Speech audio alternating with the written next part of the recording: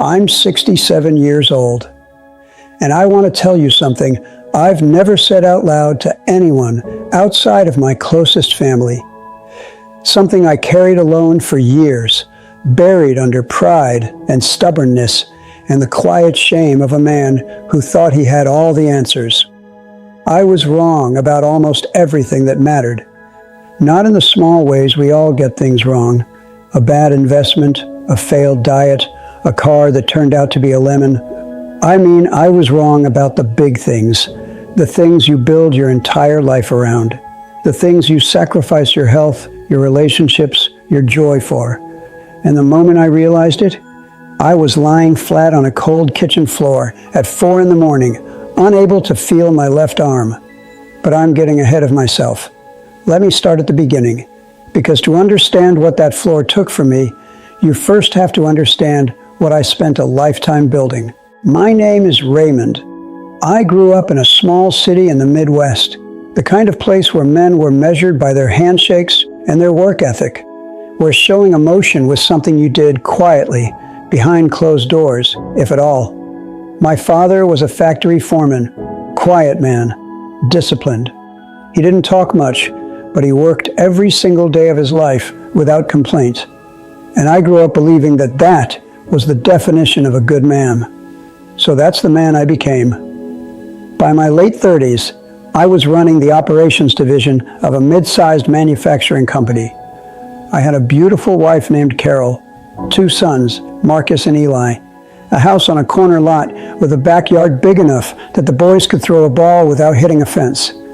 From the outside, everything looked exactly the way it was supposed to look. And I believed it. I really did. I believed I was winning at life. I worked 60-hour weeks like a badge of honor. I missed school plays and parent-teacher nights and birthday dinners because something at the office always needed me more. I told myself it was temporary. I told myself I was building something for Carol, for the boys, for us. I kept a mental list of all the things we'd do together once things slowed down. A fishing trip to Montana I'd been promising Marcus since he was 9. A beach vacation Carol had talked about for years. Somewhere warm, somewhere slow. A real conversation with Eli, who had grown quieter and more distant in his teenage years in ways I noticed but never made time to address. Later, I told myself, we'll do all of it later. I said that word, later, so many times it stopped meaning anything. It became just a sound, a placeholder, a way of avoiding the truth that I was choosing my career over my family day after day and calling it love. Nobody looked me in the eye and said, Raymond, you are running toward the wrong thing. Or maybe they did, and I just wasn't listening. The year I turned 54, I got the promotion I had been chasing for nearly a decade. Vice President of Operations, my own office on the top floor, a salary that made my younger self feel like a stranger. I remember the night it was announced. Carol made my favorite dinner. The boys, both in college by then, called to congratulate me. I stood in my kitchen and I felt hollow. Not sad, not ungrateful, just hollow. Like I had climbed a mountain only to find there was nothing at the top but fog and another mountain just behind it. I pushed the feeling down. I told myself it would pass. I told myself it was just exhaustion. It wasn't exhaustion. It was the first crack in everything I had built. And cracks, no matter how small, have a way of spreading. That hollow feeling I mentioned, I buried it the only way I knew how. I told myself the emptiness was just a phase, a side effect of finally reaching the top after so many years of climbing. I figured once I settled into the new role, once the dust of the promotion settled, I'd feel the satisfaction I'd been promised, the satisfaction I deserved after everything I'd sacrificed. So I doubled down, earlier mornings, later nights, weekends at the office when everyone else was home. I became the kind of man who checked his work emails during Christmas dinner and called it dedication. I told Carol it was just until things stabilized. I told myself the same thing. Things never stabilized. They just quietly got worse. Carol and I had always had our tensions. What married couple doesn't? But somewhere around my 55th year, the tensions stopped being occasional and became the air we breathed. We weren't fighting loudly. It was worse than that. We had grown polite with each other, careful, like two strangers sharing a house, navigating around each other without collision, without connection. She stopped telling me about her day. I stopped asking. I remember one evening she was sitting at the kitchen table with a cup of tea, looking out the window at the backyard, and I walked right past her to get to my briefcase. She didn't look up. I didn't stop, and neither of us thought that was strange anymore. That should have terrified me. It didn't.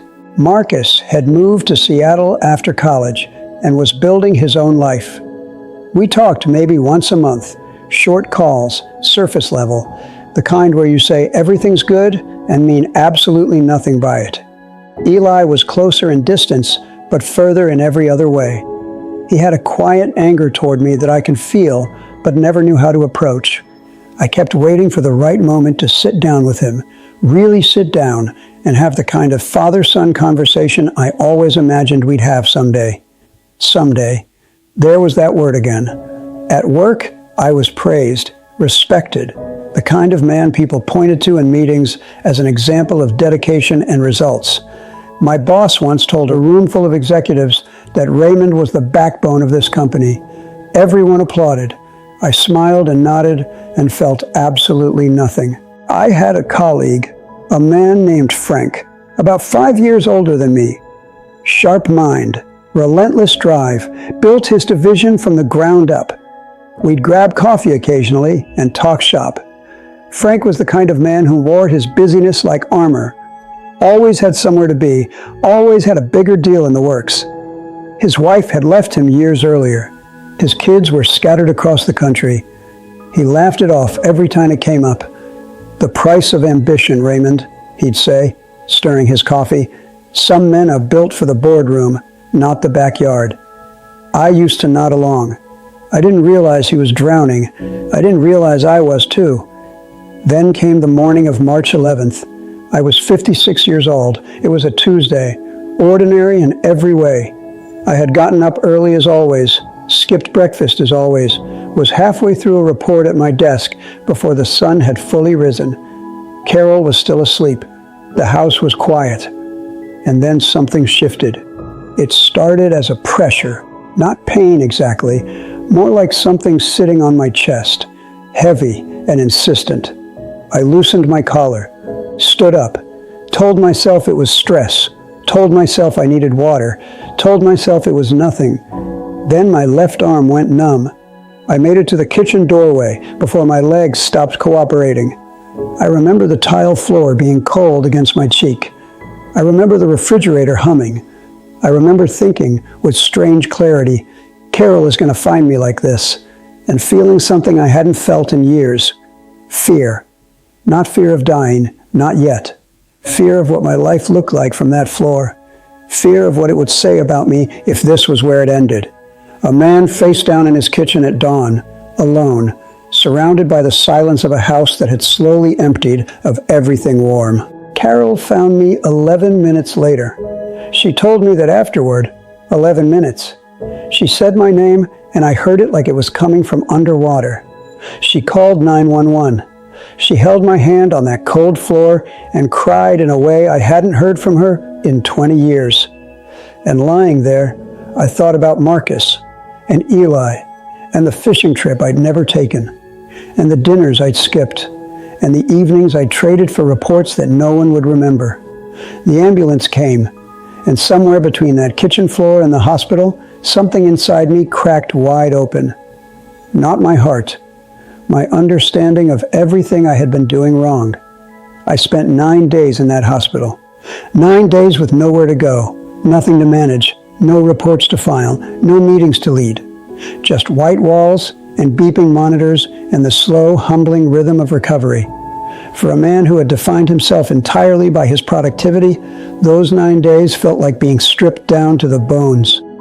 And what I found underneath all of it, underneath the titles and the achievements and the carefully constructed image of Raymond the successful, Raymond, the dedicated, Raymond, the backbone of the company, was a man I barely recognized. A man who was exhausted. A man who was lonely. A man who had been running so fast for so long that he had never once stopped to ask himself where he was running to. Carol came every day. She'd sit in the chair beside my bed, sometimes reading, sometimes just quietly present, and I would watch her when she wasn't looking and feel a grief so heavy I didn't have words for it. Not grief for something lost, not yet, but grief for something I had neglected, something precious I had left out in the cold for too many winters, assuming it would still be there when I finally got around to it.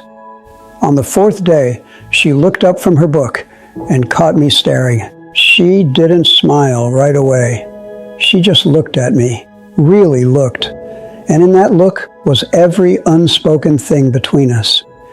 Every night I'd come home too tired to talk. Every vacation we postponed.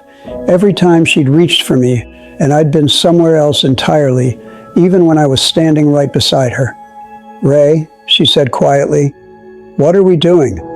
3 words, but they landed like a verdict. I didn't have an answer.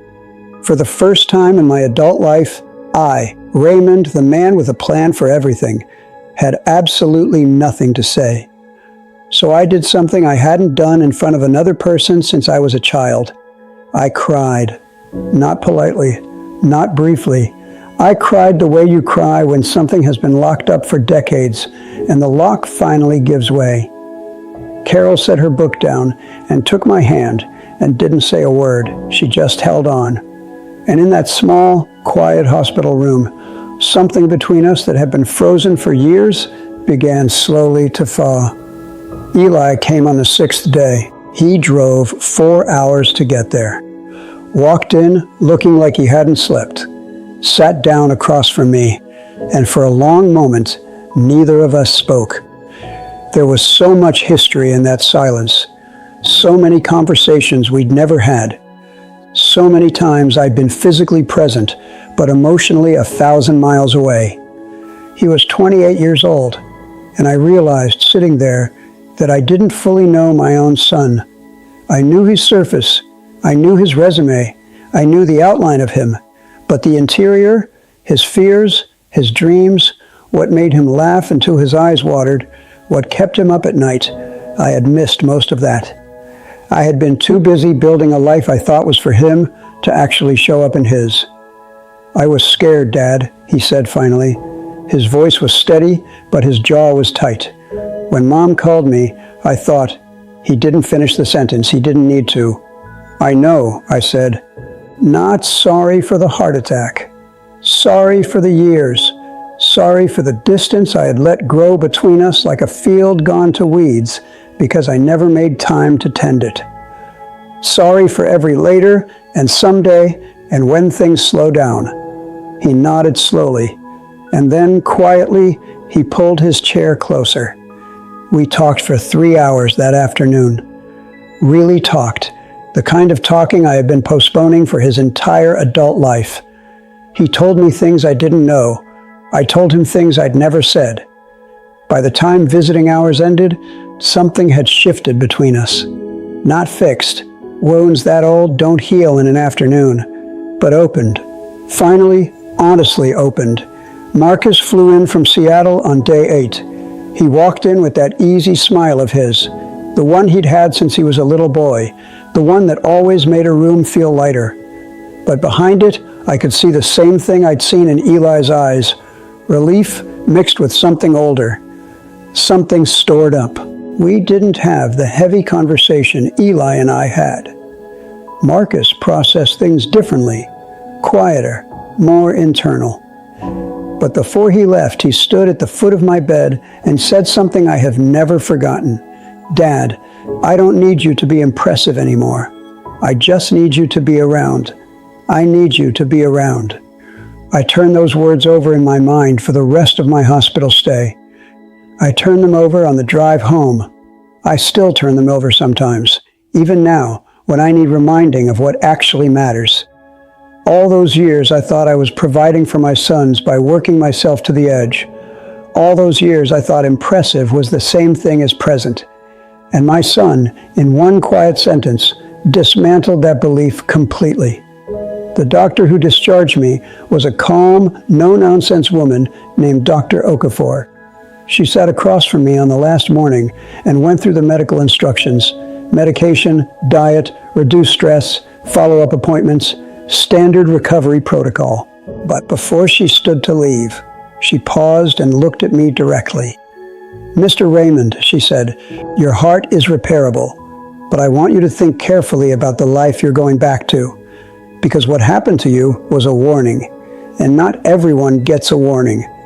She said it gently, clinically almost, but I heard it as the most important thing anyone had said to me in years.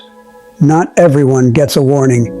I had gotten one, a loud, undeniable, floor-level warning, and I made a decision in that moment, quiet, internal, unannounced, that I was not going to waste it. I was done waiting for someday. Someday had almost killed me. I went back to work exactly once after leaving that hospital. Not to resume my role. Not to chase the next milestone or sit in another meeting discussing numbers that would mean nothing to me on my deathbed. I went back to clean out my office, to shake a few hands, to say goodbye to a version of myself I was choosing, deliberately, finally, to leave behind. My boss tried to talk me out of it. Told me I could take a leave of absence, scale back my hours, work remotely.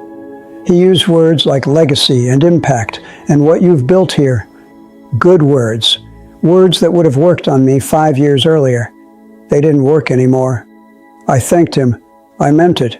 And I walked out of that building on a Wednesday afternoon in early April with a box of desk items and the strange, weightless feeling of a man who has just set down something very heavy that he carried for far too long. The first year after was uncomfortable. I won't pretend otherwise. I didn't know who Raymond was without a title, without a packed calendar and a sense of urgent purpose manufactured by someone else's deadlines. I'd wake up some mornings and reach for my work phone before I remembered I didn't have one anymore. And for a moment, there'd be this flicker of panic. What am I supposed to be doing today? Carol would hand me coffee and say, "Whatever you want, Ray. Whatever you actually want." That was harder than it sounds. I had spent so many decades doing what was expected that I had genuinely lost touch with what I wanted. I had to relearn myself like a language I'd once spoken fluently and then abandoned for 30 years. It took time and patience and more honest conversations with Carol than we'd had in the previous 2 decades combined. But slowly, I started to find my way back. I took Marcus on that fishing trip to Montana. It happened on a Thursday in late June, about 8 months after my heart attack.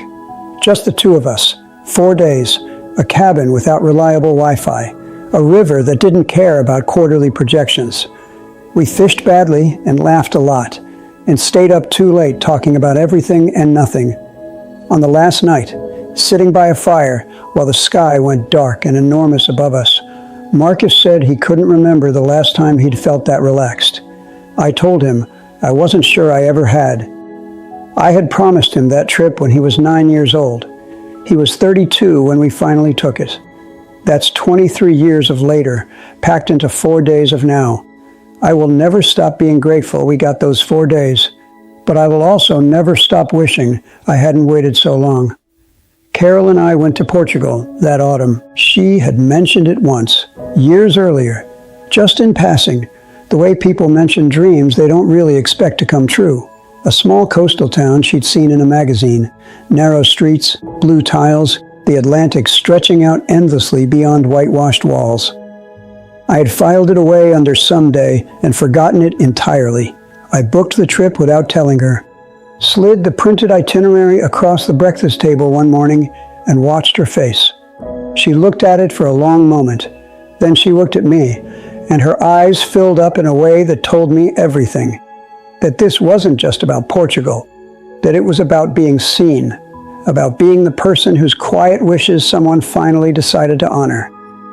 We spent 10 days there. We walked slowly. We ate well. We sat in outdoor cafes and watched the world move at a pace that felt almost forgotten. We held hands in a way we hadn't in years, not out of habit. On our last evening, watching the sun sink into the Atlantic, Carol rested her head on my shoulder and said, "We should have done this years ago." "Yes," I said, "we should have." No excuses, no justifications, just the plain, honest truth between two people who had finally decided to stop postponing their own lives. Eli and I built something too. It didn't happen overnight. Trust that's been worn thin over decades doesn't repair itself in a single hospital room conversation. But we were both willing, and willingness, I've learned, is the most important ingredient. We started having dinner together every few weeks, just the two of us, no agenda, no performance. He'd tell me about his life, and I would listen, actually listen, the way I should have always listened. And slowly, steadily, we found each other. He called me last spring just to talk. No occasion, no reason. I sat on the back porch for an hour, with the phone warm against my ear, and my heart so full I didn't know what to do with it. When we hung up, I sat there alone in the quiet evening for a long time, just feeling grateful. Grateful and a little heartbroken, because I kept thinking about how many of those calls we could have had. How many years of that easy, unhurried connection existed as a possibility that I was simply too busy to reach for. I think about Frank sometimes, my old colleague, the one who wore his busyness like armor and called it ambition. He retired 2 years after I did. I heard through a mutual contact that he was struggling, rattling around a big empty house, no hobbies, no close relationships to speak of, no idea how to fill the silence he had spent his entire career running from. I reached out. He looked older than his years, tired in a way that sleep doesn't fix. We talked for a long time, and at one point he looked out the window and said, "I built everything I was supposed to build, Raymond. I just don't know what any of it was for." I didn't have a clean answer for him. There isn't one. But I told him it wasn't too late to find out. I told him to start small. One honest conversation. One trip he'd always postponed. One morning spent doing something that had nothing to do with achievement or approval. I told him the life he actually wanted was still there, waiting, patient as a river. He nodded slowly. I hope he listened. I'm 67 years old now. I wake up most mornings next to Carol, and I lie there for a few minutes, just listening to the house, to the birds outside, to the ordinary, irreplaceable music of a life that is mine. Not the life I was performing for other people. Not the life I thought I was supposed to want. My actual life, built on what actually matters. I won't pretend I have no regrets. I do. They live in me quietly, the way old injuries do, mostly forgotten until the weather changes. The years I missed with my boys, the distance I allowed to grow with Carol, the father I could have been earlier, the mornings I chose a briefcase over a breakfast table. Those regrets are real, and I don't try to argue them away. But here is what I know at 67 that I could not see at 40 or 50 or even 55. The time you have is the only currency that actually matters. Not money, not status, not the opinion of people who won't remember your name in 10 years. Time, and the people you choose to spend it with, and the moments you decide consciously and deliberately to actually show up for. That's it. That's the whole secret. And it's so simple it's almost embarrassing, except that almost no one actually lives it until something forces them to. Don't wait for the forcing. Don't wait for the cold kitchen floor, the hospital bed, the moment when the people you love are standing over you with fear in their eyes and you suddenly understand with terrible clarity what you've been taking for granted. Make the call today. Take the trip. Have the conversation you've been rehearsing in your head for years. Tell the people you love that you love them, not someday, not after this project, not when things settle down. Now, while you still can, while they're still here, while you're still here. If this story stayed with you, if something in it felt familiar, if it stirred something you've been quietly feeling but haven't said out loud, then please share it. Leave a comment. Tell me what you're going to do differently starting today. I read every single one. And if you want more honest, unhurried conversations about the things that actually matter, about time and regret and the strange, beautiful difficulty of living intentionally, then follow along. I'm not going anywhere just yet. The clock is ticking for all of us. The only question is what we choose to do while it does.